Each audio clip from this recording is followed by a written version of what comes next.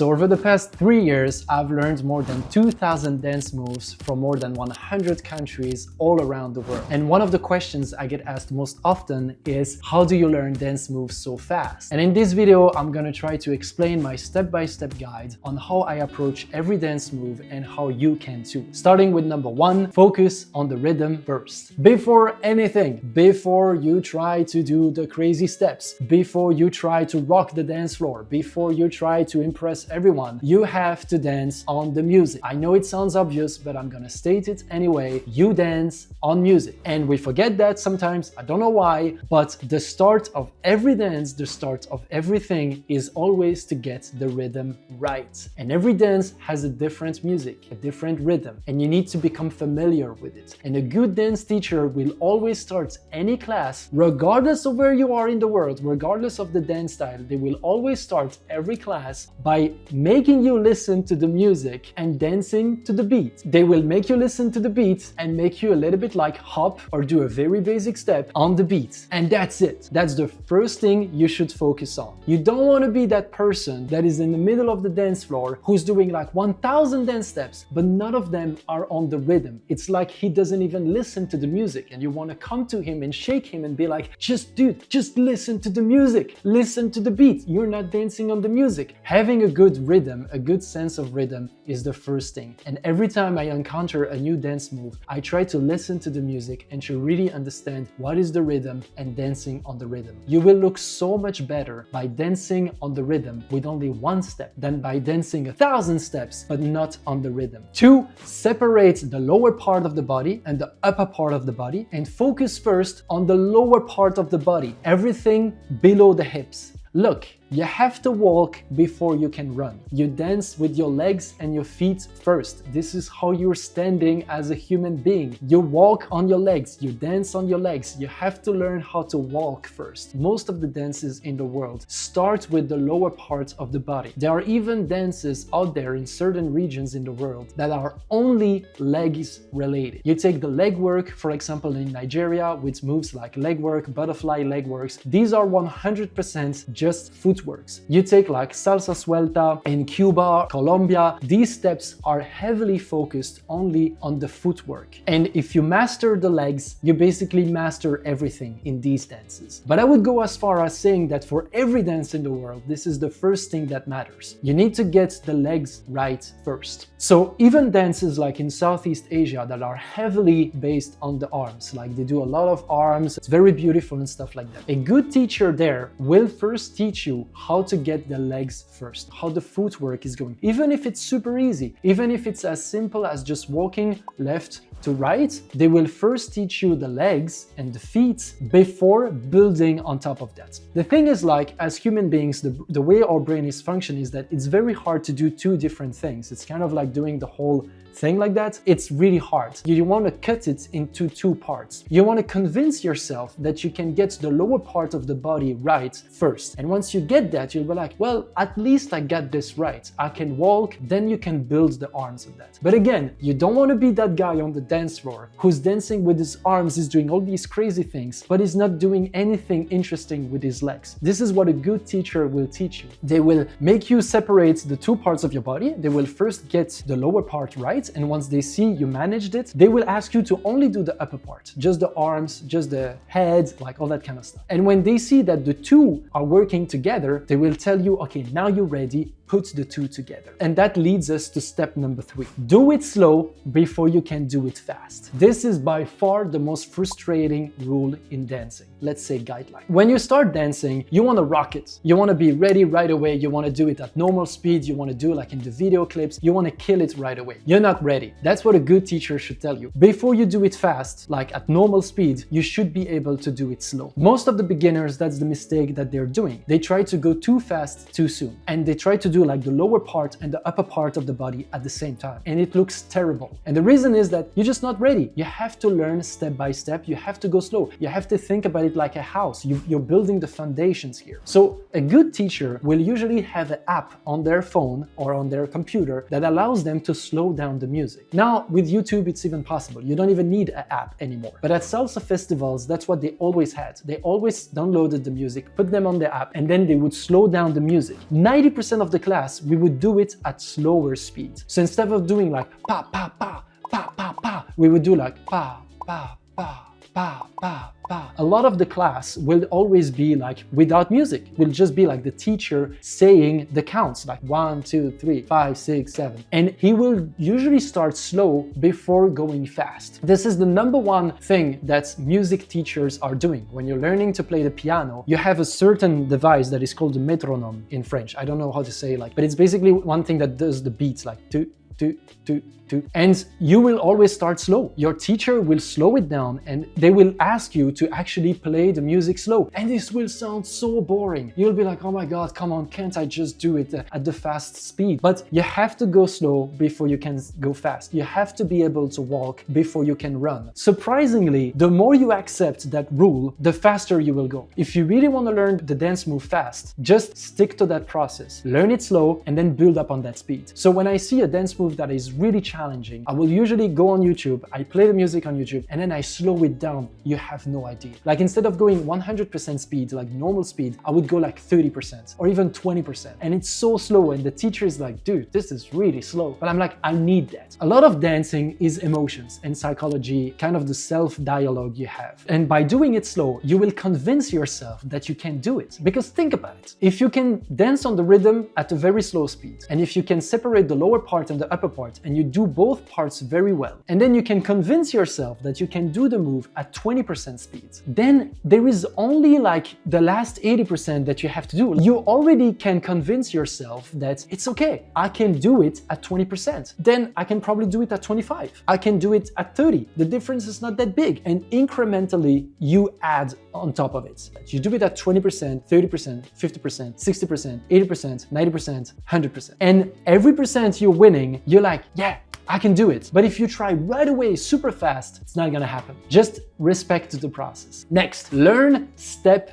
by step. A very good dance teacher will never teach you a whole sequence in one row. If there is a sequence of 8 steps, they will teach you step number 1. They will make the whole classroom repeat the step over and over again. When everyone get it right, the first step, they will teach you step number 2. They will make you repeat over and over again until you get the step number 2 right. Then they will make you repeat step number 1 with step number 2. And once you get the 2 right, the sequence of the 2 steps, they will add step number 3 and so on and so forth. It's so frustrating, I hate it. But this is the fastest way to learn a sequence. It's not by jumping right into it and doing like the 8th step. Unless you're a real professional, you've been doing this for years and years, this is not how you learn a dance. You learn it step by step. You go slow before you can go fast. It's the same with music. If you want to learn a music of 3 minutes, the teacher will sit you down at your piano and they will make you repeat over and over again the first 3 seconds, and then they will add 5 seconds and 10 seconds and 20 seconds. And once you can do 30 seconds, only after you will learn like the next part of the music. Then ask for the intention. At the end of the day, you don't only dance with your body, you dance with everything. You dance with your face, with your emotions, with your heart, with your soul. It might sound a little bit too intense, but you dance with everything. You dance with your guts, with your feelings, everything. And that's your job as a student to ask your teachers over and over again, what is the intention? What is the emotion behind it? Every dance has a different intention. Every dance has a different emotion, a different reason for being. For example, salsa is a very fun dance, is a very playful dance, the Cuban salsa at least. It used to be a street dance. This is how it originated. People dancing in the streets, in bars, and having fun and doing crazy things and freestyling. The intention of the dance is like that. You listen to the lyrics and it's very often a guy who's trying to seduce a girl and he's like, come with me and stuff. Usually it's pretty light and stuff like that. And some salsas, they are more like the love of the country, more intense, and you need to adapt. You take a dance like tango, for example, which is also a Latin dance, but the intention is very different from salsa. It's very intense, very elegant, very deep.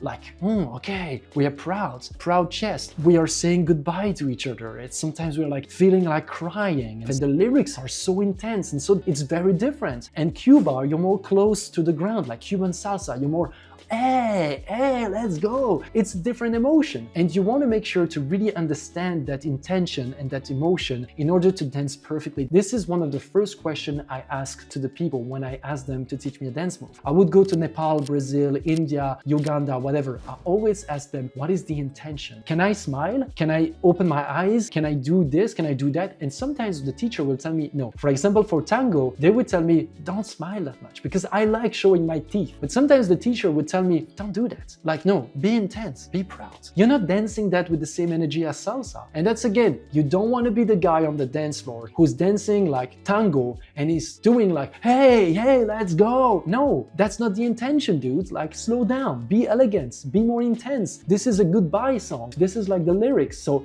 dance accordingly. Next, focus on a few moves. This is once again one of the most frustrating things in dance. When you're starting, typical beginner mistake, you want to learn as many moves as possible. You're like, I want to learn them all. And how do you do this? How do you do that? And you watch this video and you're like, I want to do everything like this teacher. Can you teach me that move, that move, that move? And I know it sounds weird for me because you see me learning dance moves all around the world, but bear in mind that I've been doing this after decades of dancing. I had to build up the skills before being able to now learn any dance moves in the world. But when you're starting, typical beginner's mistake, you don't want to learn too many dance moves. You want to learn actually very few. Think about two dancers. Dancer number one is practicing 1,000 times one move. One move over and over. Let's take salsa. He does the basic move 1,000 times. Every class, he learns the move, he does it, he practices it. And student number two is practicing 1,000 moves one time each. Guess who's gonna be better on the dance floor? Just guess. Of course, it's gonna be dancer number one. It's gonna be the one who's practiced 1,000 times only one move, but he's gonna do it so well. And that's what dance is all about. You have to think about your dance move collection just like a wardrobe at home. If you open up the wardrobe, you don't wanna have 1,000 clothes that all look kind of garbage. You wanna have 15 pieces of clothes that all look amazing, that you really love, that are really good quality,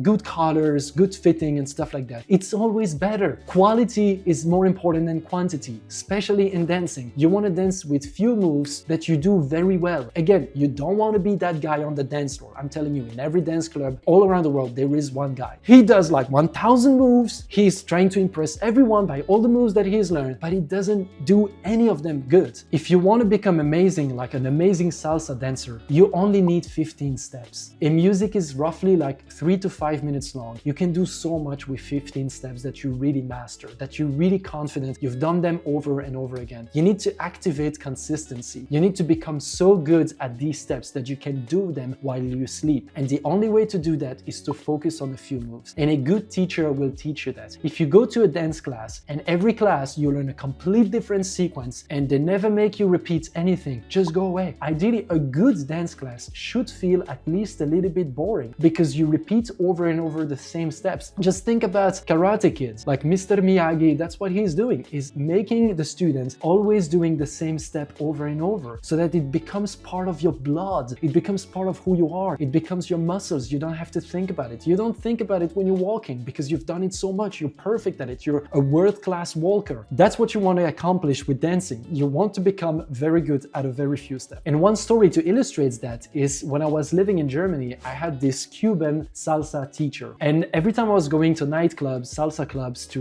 dance with different partners and party and stuff like that, he was there. And I was watching all the other people, like mostly German people, who were dancing. And I was watching all the people dance and most of them, they were dancing with 1,000 steps, but none of them were right. And this guy, I realized he was so good at it. It was such a joy to watch him dance. And at some point I realized that he was always doing the same 15 steps. I was counting on my fingers. He knows 1,000 steps, but why is he always using the 15 same steps? And he told me, because I asked him, yo bailo con pocos pasos, pero con muchísimo estilo, which means I dance with very little steps, but with a lot of style.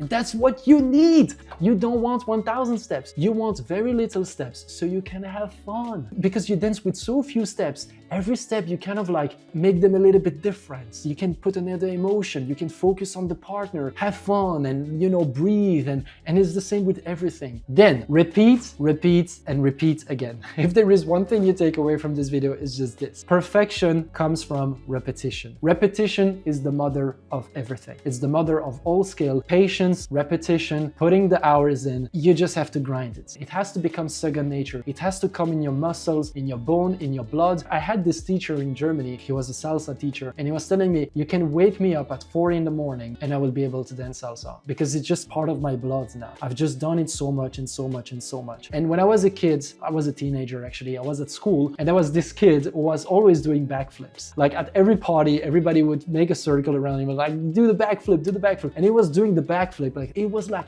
effortless. Like, it seemed like just a regular jump for him. And I was asking him, how do you do that? He was telling me, perfection comes from repetition. If you really want to do it perfectly, you have to repeat over and over again. And he was really into martial arts. If you've done martial arts, you know that it's all about repetition. It's all about the discipline to keep showing up, focus on a few moves, doing it over and over again until you reach that perfection. Consistency will always win over the long run. Like, the good dancers are just the ones who've done it so much. Like, you see Michael Jackson doing the moonwalk. This guy has done it more than anyone else. There are videos of him repeating, like rehearsing right before a show, the full sequence. And you kind of want to ask him, like, you've done this 1,000 times. And he was still rehearsing every time he was going on the stage. Like for 1 hour or two, he was still rehearsing the same dance over and over. He had done it the day before and he was about to do it the night, but he was still rehearsing. He was still trying to become better. And that's what you should do too. Next, always give 100%. Energy is everything in dance. A good dancer and an amazing dancer, like, the difference is kind of like the level of energy they put into. We all seen these videos on YouTube of dance classes, and like it's a whole group and they dance together. And there always seem to be one person in that band who's doing way better than the others. You're like, my God, this person is electric. This person is just like, oh my God. 90% of the time, it's just the person who's giving more energy. It's just that. It's not even that they dance better. They do the step like others, but it's just they give 100%. They really enjoy the dance. They dance with all the emotion, their heart, like their eyes, their facial expression. And you're like, wow, this is so enjoyable to watch this person dance. In order to learn a dance move very well, you have to do it not only over and over again, but you have to do it over and over again at full energy. You want to see who's the best dancer in any classroom in the world? He's the one who at the end of the class is sweating more, giving more energy, he's out of breath and stuff like that. This is how you become good. The trap you want to avoid is to save your energy. Save your energy for what? You have 1 hour of dance class. You should give 100% during this 1 hour. A lot of students, and I've been guilty of this, we would be like, oh, I'm not performing in front of anyone, so I'll just do it like 60%, 70%, 80%, so like you have to put yourself in the position you will be in when you're performing. Every time I try to learn a dance move, I'm not saving my energy so much for when we start recording. I'm really trying from the start, try to do it like I would do it in front of the camera. That allows me to see how I will look like when I will really be performing in front of the camera, because I'm already giving 100%. And there's just something that happens in your body when you really give 100%, you just learn better. Which leads me to the next point: take breaks, drink water, and eat bananas. Rest is super important. Dance is an art, but dance is also a sport, and you need to respect yourself, and rest and recovery is super important in the process. So what I would do when I learn dance moves is that I would take a lot of breaks. I would give 100% energy, and then I would kind of slow it down. I would be like, okay, let me take a break, let me get some water, let me eat a banana, let me eat an apple, let me rest a little bit, let me sit down, let me do like some breathing exercise and whatever, and then let's start fresh. And sometimes I would even say like, okay, today it's not working, can we meet again tomorrow? Like, especially if I do it with dancers that I connect beforehand on Instagram and stuff like that. Respect your body, take breaks. Like, this is an advice that I learned way too late in my life. I was dancing like with this Lebanese girl. She was teaching me the dabke, Lebanese dabke, and after the shoot she texted me on WhatsApp and she told me, don't forget to drink a lot of water because of the cramps. It will help your muscles to not have too much cramps. And I was like, I've been dancing my whole life, no one ever told me that. I thought that drinking water, it was only about getting the hydration, getting water in your system because you're thirsty and you sweated so much. But it's not only that, it does a lot of good things for the rest of your body, and muscle is one of them. If you drink a lot of water, it's gonna ease the process. You're not gonna feel so bad like the day after.